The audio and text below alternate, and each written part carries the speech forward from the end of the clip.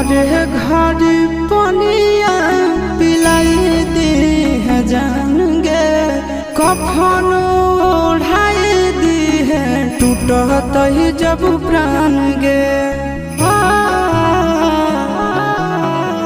मरे घड़ी